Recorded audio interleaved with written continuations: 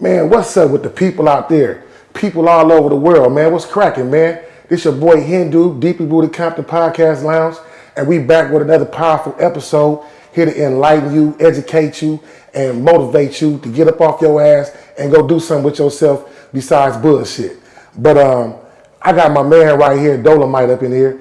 He got a podcast that's cracking as well. He gonna tell you all about it. But before we do that, very, very, very, very, very important.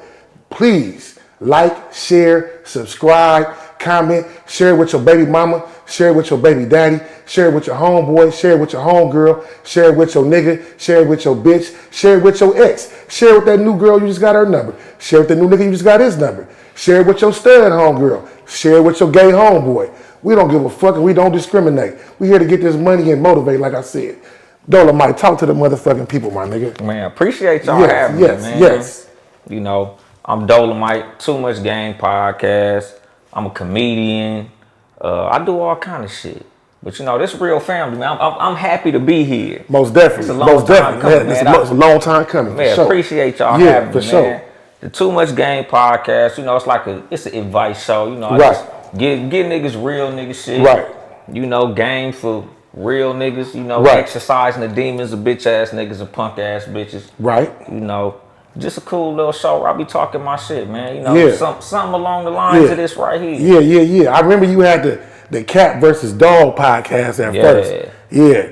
You transitioned over to Too Much Game because you already had that was too much game in itself because the dynamics of the male and female relationship and just the thought process of the heart and the affairs and the emotions. That's game right there. Now you didn't just take it to another level where we breaking it down. We're not gonna say we break it down. You breaking it down, but we also break it down too. Yeah. You know, when we breaking it down, talking about today's politics, the streets, you know, the current affairs of life that affect us directly as well as indirectly. Yeah. I want to ask you a question, man. We seen recently this brother here. Well, I can't call him a brother. This individual. Mr. Tesla, he came up with the bright ass idea. Hey, Trump, you know that motherfucking racist ass honky cop that stood on the nigga neck, put his knee on his neck for 9 minutes straight, and the jury convicted him. He got sentenced to whatever he got, life or however much time he got. Yeah, let's let him out of jail. I feel like that's a slap in the face. I feel like that's like straight. Like disrespect, like fuck y'all, fuck what y'all feel, fuck what y'all think. We don't give a fuck about y'all anyway. You know, that's just how I look at it, but how you look at it, bro? I think he trolling. Okay. Like I think it's like, you know, nowadays motherfuckers just do shit for shock value, just to see what people gonna say. Right.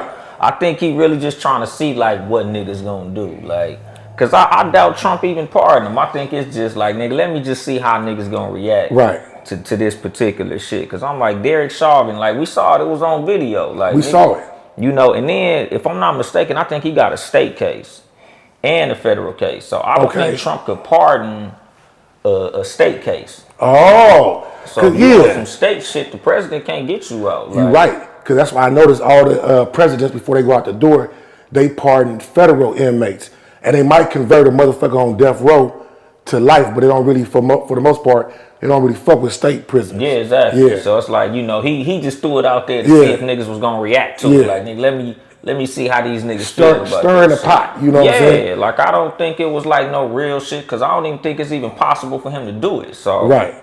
I mean, to me, I look at it like with the timing of it, it's kind of, I hate to say it, but I kind of like correlated it to that little situation they just had with the neo-Nazis came out to some little spot in Ohio, Liberty Town, or you ever heard about that shit? Some out there, they came posted up, then all the brothers and the sisters got put their monkey suits on and got them sticks. I was like, okay, y'all get up out of here, we're gonna get you up out of here. And the police came, just showing you racism again, the biasness. The police come, what they do? They make sure that the crackers get up out of there safe. And then you got the KKK come like the week or two next and put some flyers out there, some propaganda, some hate mail. And then after that, then you got Musk. Hey, you know what? While you at it, Trump, why don't you pardon the racists that killed the nigga? That's a good idea. Yeah. You know what I'm saying?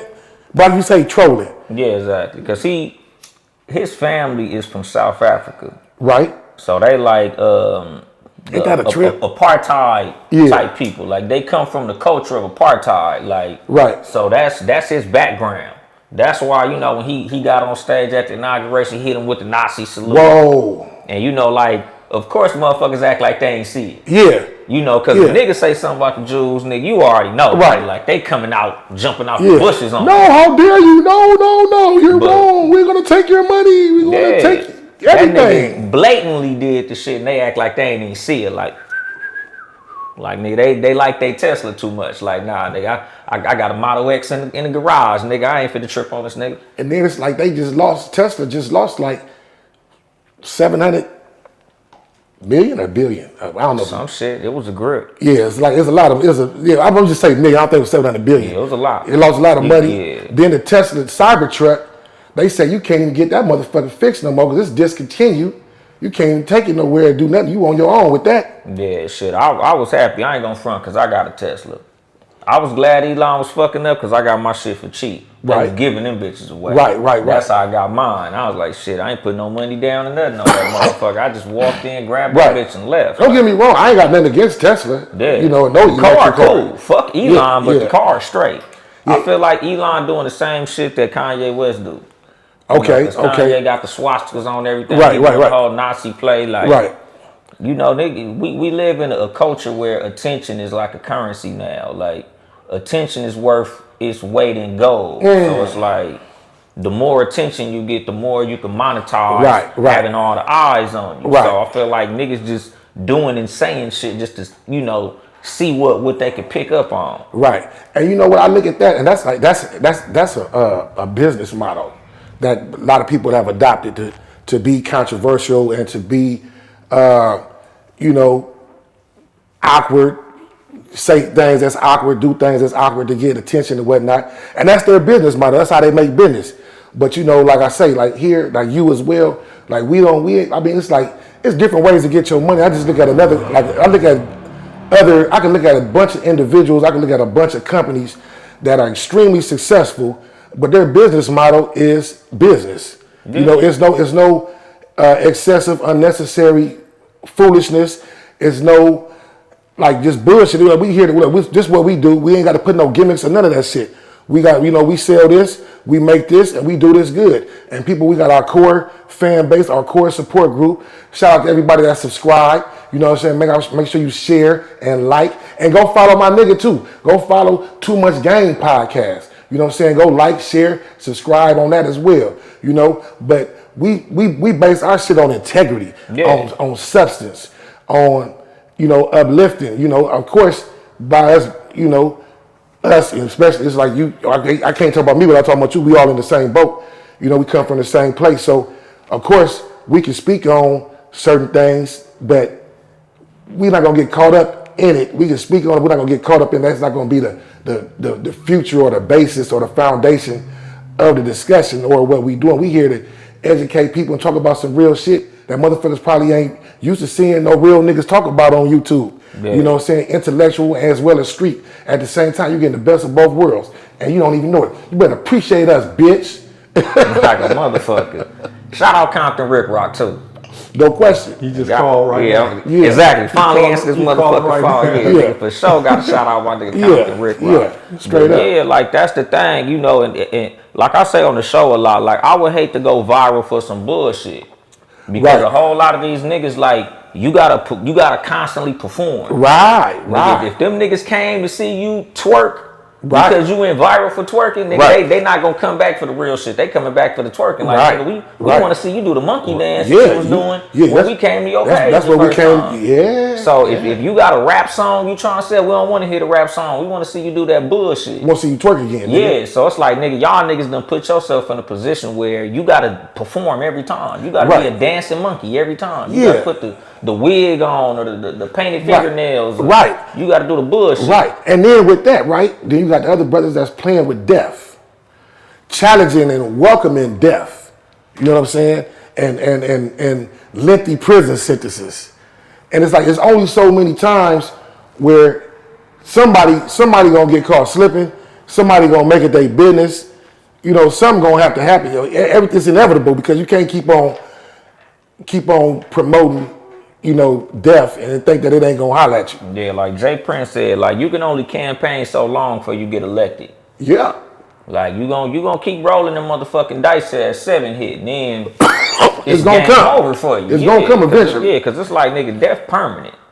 Yeah. Like, you know, like I make a conscious effort on my show, like, you know, certain guests, certain topics. I'm like, I might, you know, like you said, I might speak on it, but I'm not finna go too deep into it. Because it's like, nigga, the statute of limitations ain't up on certain shit. Right. Some niggas don't play with certain shit. So, you know, you don't want to be playing around with certain motherfuckers and you realize, like, nigga, I'm gonna have to deal with this when this microphone turn off. Yeah, because it's real. Yeah. Because it's real. And so it's like, I just look at it like, okay, you know, I don't knock nobody how they get their money, what they do. But to me, it just looks like that's risky. That's like, it's like crime, okay, being a criminal. Now, it's more longevity and curb serving than it is in robbing shit, hitting licks. Because you only got one time that robbery could go bad. But if you just curb serving, and I'm not promoting curb serving or robbery, I'm just talking about drug dealing got more longevity than robbery because a motherfucker call himself a robber and you one robber, you done. But you can have a good run, you know, slanging. But we not promote that. We just talking about that's just common sense. So it seems like you will have better chances. Like we all got to die one day, but you have better chances of living a good life and not creating unnecessary enemies. You know, if a motherfucker want to be a nigga enemy, that's on you. So be it. You know what I'm saying? But don't let it be for no fake shit. Don't let it be for something real. You know, and don't like me for no fake shit. Like me for who I am, because I'm not being fake. I'm not promoting bullshit, and you know what I'm saying? Don't get me wrong. Like you see, I keep NY hat on, but I'm conscious. You know what I'm saying? I'm pro-black. I'm for my people. I'm pro-Compton. You know what I'm saying? I'm for my people. I will, you know, try to take the high road first, but if it's, you know, being an intellectual chess player, if it seems like we might as well get to the bottom line and get dirty, then that's what it is, so be it. But we not on that at all. But look, my nigga, I want to ask you this, right? It's been a trending topic also in the news, heavy rotation, reparations. What's your ideas and your views and your thoughts on that? Honestly, I feel like if they want to play broke with us with the reparation shit and they don't want to give us what they owe us, I feel like for the 300-400 years of slavery that we was under, they should give us 300 or 400 years of being tax free. Y'all hear that? Either that or just sovereign citizenship in general. Right. Like, y'all don't want to give us the bread, just don't take none when we get paid. Because they hit everybody that they fucked up. They hit them. They hit the Native Americans. They took all their land and reserved. That's why they call you on the reservation. Yeah, reservation. And reserved them to one little spot. They give all of them get a check every month. You know what I'm saying? The Japanese, they bombed Pearl Harbor. They went over there and bombed Japan, dropped a bomb on them. Okay, we know we really fucked y'all up. We gonna get y'all some cash all out too. Like every group of people they done gave money to. I was like reading, like when they was originally putting America together. Fucking slave masters got reparations. Slave masters. The slave masters for losing their slaves, they got reparations. See, a whole lot of them motherfuckers got shit. That sound like Trump. He talking about giving white Americans well, some let me shit. intervene with that one. Not only did they cash out Japan and they gave the Native Indians, right? You know, they fair share. Well, I ain't gonna say fair share because it can't be a fair share. Right. What they went through. Right. But we went through the worst out of anybody in the world. Yeah. You know, from slavery. Right. They are giving countries, each country that's you can name, you can go down the list and you can see that they giving them billions of dollars. They gave Ukraine billions of dollars. They gave them $20 billion off the top. Where's our money? Nigga, we constantly giving money to Israel. Yeah, you pay Israel, you pay Egypt, right? You pay all these other countries. every group of people. The people that you did the most harm to, you know, the most damage to, and still doing the damage. Yeah. you give them nothing. And you know what? It's like this. Hey, white people, I know y'all listening. I'm talking to y'all directly. You know, we coming at you live in full effect. Check this out. Y'all fucked up for that too. Because I'm going to tell you something, man. I'm not no angry black man. I'm just a conscious individual. And I know I can read. You know, y'all say you want to keep something from a nigga, put it in a book. Well, this nigga loved to read. And when I went to university, it was like I was a fly on the wall in a white boy meeting. And I learned some shit, you know. And I'm not racist or prejudiced, but I am aware. And I want to say this to y'all. Not only did y'all do the slavery shit, I'm not crying or complaining, I'm just stating the facts. I did the slavery shit, right? You know, they use our babies as alligator bait. Like a baby and use it as alligator bait. Y'all did some shit with us that I don't even think other humans really experienced in their worst times, right? Okay, so we went through that. Post-slavery, after you were talking about centuries of that, post-slavery, now you free, but you a nigger and you gotta be in by dark, you can't be over here, you can't get shit, you can't kill them, put them in jail, all that shit all over the country, right? Bam. You got a few people figure it out in different parts of the country. Rosewood, Tulsa, I gotta always speak on Tulsa because that shit was just like a catastrophe, you know what I'm saying? And it's like, no accountability. Y'all don't want to give us reparations as a people as a whole. Then in different states, in different cities in the country, you had blatant attack. Y'all I can't remember which rule it is, but I can look it up. But one of the laws say you can't turn the military on the U.S. citizens. But what y'all did was y'all deputized a lot of citizen white boys. Okay, now you a marshal now, and this is the order because it's an emergency order, and then we got to go get rid of all them. They really, literally went and killed men, women, and children. Yeah, because the only two airborne bombs dropped on the United States was one in Tulsa and the other one was in Philly, the MOVE organization. Yeah. Where they dropped a bomb from an airplane. Like, they only do that shit to us. And only when they see us doing something where we up. Yeah. You know, they see us trying to elevate, you know, the same as how they did with the Black Panthers. Like, the Black Panthers ain't did not 1% of what the Klan did. And the Klan's still here, though. Exactly. The Klan still, police is Klansmen. Y'all ain't playing fair. That's why we saying y'all ain't playing fair. That shit fucked up for real. I'm just gonna say it. Like, what if we just said fuck it one day? What if we just said fuck it? But the thing is, the white people's fear of black people is black people finally waking up and doing what white people do if we did them like that. Right. That's why they so afraid of us, because they know if we did them like they did us, they'd have been blew this bitch up. But it ain't in our nature to do that. Exactly. Our moms, our grandma, when you come to the house, she feeds you. You know, we humble people. We've been humble people. That's how they got into Africa. Africa taught the Greeks. Thought the Roman was coming to do the same thing the Greeks did and learn and go back to their homeland and build. But the Romans came in there with a whole different outlook and it's like, right, man, we finna take all this. Right. Y'all done. Y'all let us in this motherfucker. Oh, we finna tear this up, you know? So we are humble people and we can't do the stuff that they did. Cause like, we can't throw no baby in no, I don't give a fuck what kind of circumstance it is or how much hatred I got for a person. I'm not finna do nothing to no baby, man. Yeah, Cause that's the same as like when the Moors ran Spain and Europe. Because, you know, all them castles in Europe was built by black people. Yes. The Moors built all that shit. Right. You know, so it's like, even then, like, we never ruled with force. We always ruled with intellect. Right. Like, that was always our thing. Right. So when they came in with the treachery and all the violence and shit, it was like, nigga, we like, well, damn.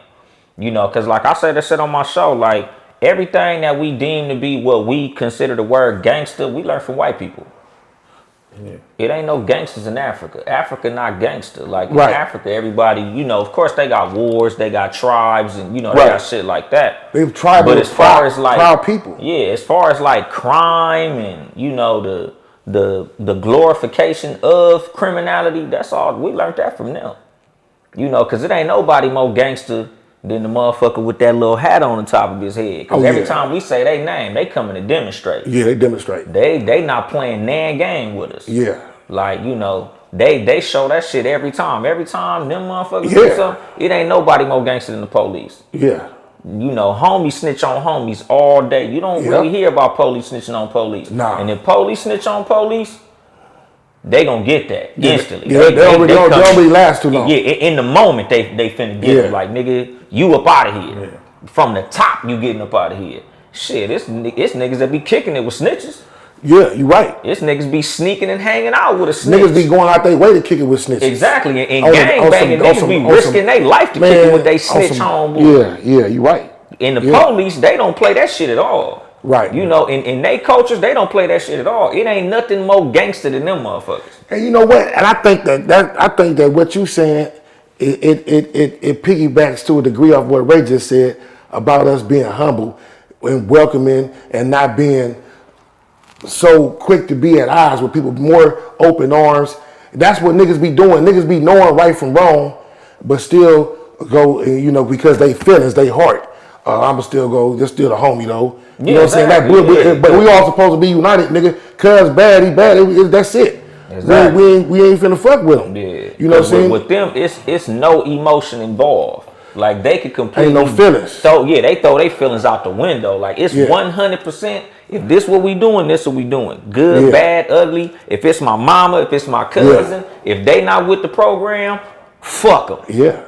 Us, we be like, man, that's my bro. Hey. That's my homeboy, man. Nigga, we used to ride skateboards together back in the day. Yeah. We used to build lowrider models. I know he a snitch, but that's still my dog. Hey. Them motherfuckers, if it's a snitch, he up out of here. Man, we don't give a fuck. The only time in my life where I seen a strict, disciplined military with like a cruel and brutal immediate reaction to any type of infraction was when I was in USP Line Park.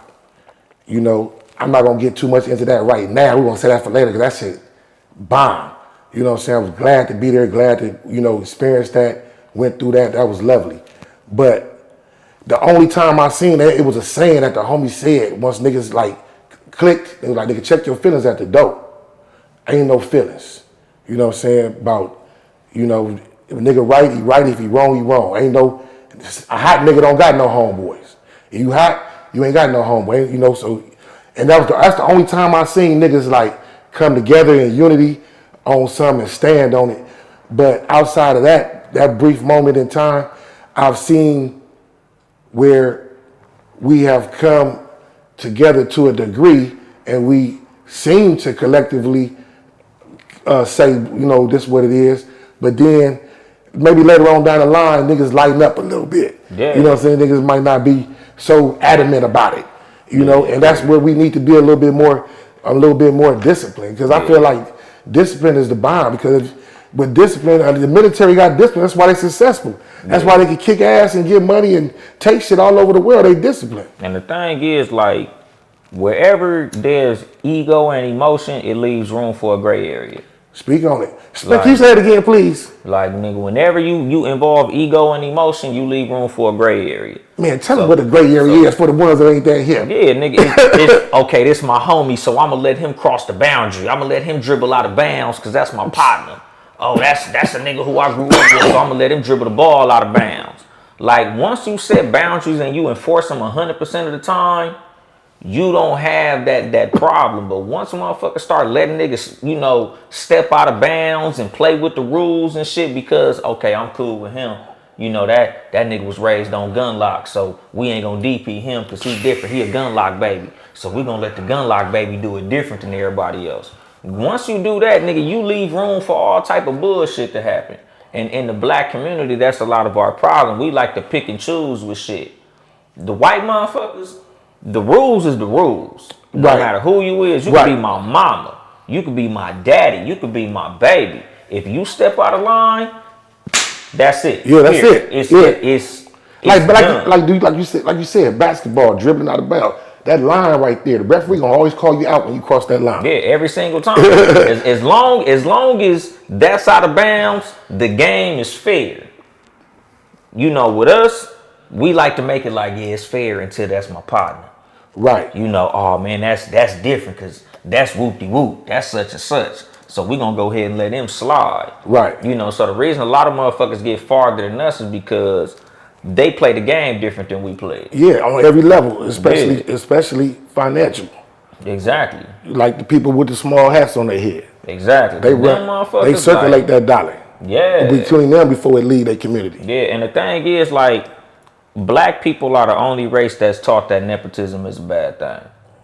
Every other race is taught to put their people first. Right. We the only motherfuckers like, oh man, you want to be in hip hop and this race cool, come on in. But when it come to country music, they like, nah, nigga. And we created that shit. But they treat it like, nigga, this is our genre. Can't none of y'all come in. Nigga, if you do come in, you got to kiss the ring on your way in. Yeah, you know what? And I that's how I think, like, you know, you originally, you had with hip hop, you had the Beastie Boys. They was like the only group at the time, white dudes rapping. You know what I'm saying? Kraken had that hard ass song. Everybody was subbing. You know, shout out to the Beastie Boys. I think two of them rest in peace. But with that exception, everything else was black for the most part. You did have a couple of white boys come here and there, but it seemed like in later years, it's been an influx of white male hip hop artists. And me personally, I don't really care to listen to outside of Eminem, because I think, shout out to Eminem, I think he's a phenomenal rhyme sayer. The way he constructs his words and his lyrics and his delivery, I think that shit is awesome. But outside of him, because I can't relate to the white dude rapping. What you rapping about, bro? What you talking about? I don't want to hear you say nigga. Yeah, because even with Eminem, like, as dope as Eminem is lyrically, like, a lot of people don't feel what he say. So it's like you can enjoy because it's not so relatable. Say shit. Yeah, exactly. You can enjoy how he say it because he's definitely talented lyrically. He know how to put words together. Yeah. But like, you don't really hear niggas like, oh, nigga, throw that Eminem on, nigga. I feel that Eminem song. Yeah. No, you just like the fact that he's lyrically gifted. Like, technical wise, he's off the charts. Exactly. I concur 100%. You don't never feel. Like, you feel Tupac. Tupac is the most basic motherfucker in hip hop. Yeah. But you feel that shit. That shit is meat and potatoes. Yeah. Like, if you say I'm going to the store. You know, I sell rocks, I feel good, put money in my mailbox. Like, but you felt that shit. Like, damn, I feel the fuck out of that. But it wasn't mind-boggling. It wasn't 32 different entendres and crazy syllables and shit. It's just like, I feel that. Right. So, like, when it come to, you know, white artists, like, you know, we just let everybody in, talented or not. But they ain't like that with country music, like you said. You got to be amazing as a black man to get into the white spaces, and even then, you know, because it's like with anything, for a black person to get where a white person go, you got to be an incredible black person. Right. A white motherfucker could be a C student, and he'll be living in a mansion next to a nigga that's the greatest of the greatest of black people. Right. Like, you got to be incredible to be black and stand next to a white motherfucker where the white motherfucker got to be average. Right. And I don't have no problem with that because it make you if the bar is already up high. So we ain't doing it to be up under the bar. Yeah. So this is the challenge. This is, you know, and this is the game. And nigga ain't got nothing, as long as this motherfucking planet spinning like this the game that a nigga got to play. It's the shit a nigga gotta do. No, it's shitty, but it's fair. But the beautiful part about it is the sun shine on me just like it shine on them. Yeah, and the thing is, they want the game to not be fair because they know if it was fair, they'll lose. Mm-hmm. So they got to keep it like that because the only way for the game to be fair is for them to have a head start. Right. You know, it's just like if I weigh 150 and you weigh 400 and we racing. Yeah. Bye. Nigga, if we start at the same spot, I'm going to whoop your ass every time. So it's like, we got to have a head start. So we got to play the game like this because if you put us in the same classroom with you, we get Barack Obama. Right. You know, if we get in the same classroom with you, like, nigga, we get Muhammad Ali, we get Malcolm X, we get Martin Luther King. So we got to put y'all niggas in the worst of the worst and let y'all catch up. Right. Because at the end of the day, if any other race had to go through slavery, they'd be extinct. I agree. You know, if white people went through the same slavery that black people went through, they wouldn't have made it 5 years. I agree. I couldn't agree more because we are a resilient people. That's where we are. We more powerful than we know, and it's just like I feel like we are in a moment of awakening. I feel like we are in a moment of not collectively, but individually and in small pockets, spread out and scattered across the country. I feel like we are, wising up and getting our shit together, and making a choice to be better. You know what I mean? And to have better understanding and better, better networking with each other. Because I think that's if not anything else, networking is a key because it opens up more doors. Like if I just stay in one group, then I can't get too much more than what that group has going on. But when you go to different groups, now you see the doors opening. There's way more different, options available. Yeah, and that's the thing. Like black people, if we was afforded the same opportunities that a lot of these groups have, like we'd be so far ahead, and that's why they try their hardest to keep us from getting in certain places. They try so hard to keep us from learning certain shit. Because if all we learned was group economics and financial literacy, right? Like nigga, we be off the chart. Like, we control culture in the United States, period. We do. Music, anything that's cool, it come from black people. Whether that be fashion, the way we dance, what we do on social media. Like all this shit is controlled by black people and how we do it. So look, with that much control and that much revenue generated annually, how do we take that power that we have and harness it and shoot it effectively to have an outcome that's positive for us and us only? That's the $1 million question. Yeah, I feel like honestly, like we gotta stop allowing the white man to control the money in it. Okay. Like when it come to hip hop, like every nigga want a record label. Every nigga want to be signed to a big ass record label. Instead of us selling this shit independent, we want to fuck with them. When it come to like us playing sports, nigga, we want to play on the NBA team, an MLB team, NFL team. Like we don't do the Negro League no more. Like if we was to independently use all of our resources, same with the clothes we wear. Right. We'll create a new trend, and then all of a sudden Louis Vuitton selling that shit, Gucci selling that shit, and we'll pay them thousands of dollars to wear the shit that we made cool in the first place. We gotta spend our money with each other. It's a lot of like just speaking on the fashion industry. It's a lot of melanated people. Black. Some always say black with quotation marks based on my understanding, but it's a lot of it's a lot of black people with clothing lines, and we need to shop with each other. Yeah. We could. Yeah. It's something for everybody, for the kids, men, women, everything. We just looked at that and just spent our money with each other. And that's a good point because it brings up something I was thinking about earlier.